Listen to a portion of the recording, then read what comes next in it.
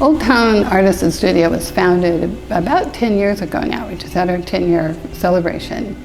And the reason was that there was really nowhere to do art. We could see art in museums, and we viewed art all around us, everywhere. And yet I found that there was no place to really go in any time and all day and all week and just find a place to get your hands involved. And clay was our first medium. And then it turned to glass and many, many other mediums with this, with our new facility.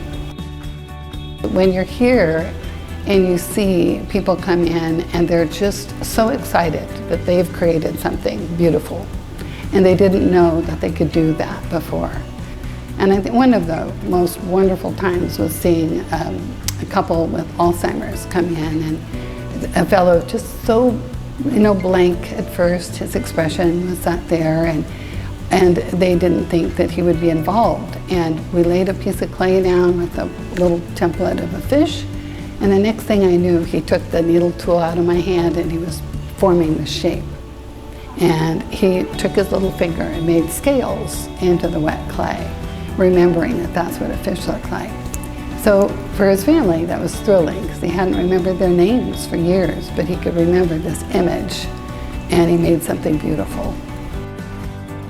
Well, what I've seen, and I've often said to people, is that art is like medicine. It really heals your soul.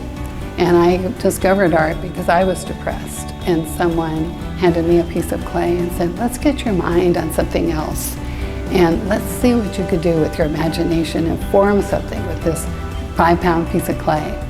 And of course, I'd never done it before, so I was guided and given the tools, and it changed my life. It really did. And I feel like when that happened to me, I realized that there really was no other place for others to do that. I was in our friend's garage studio, and I knew he didn't want me to bring Boys and Girls Club kids into his garage, so I thought we need to start something where we can do this in our community. None of this would be possible if it weren't for the others.